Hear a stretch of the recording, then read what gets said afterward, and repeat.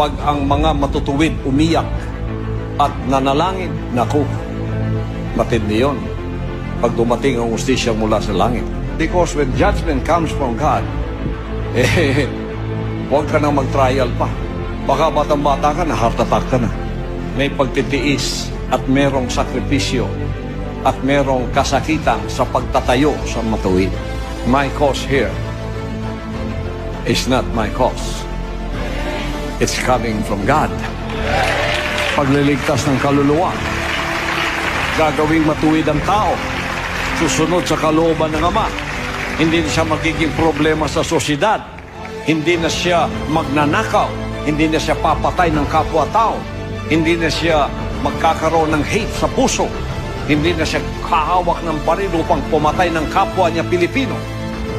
Mabuti ba yun? Kausan ng Diyos yan. Hindi mo pwedeng pigilan yan. Pag yan pinigilan mo, lalong lalabong yan. At lalo kang mawawala. Pero ang kausan ng Diyos, lalong lalaki. Hindi mo yan mapigilan.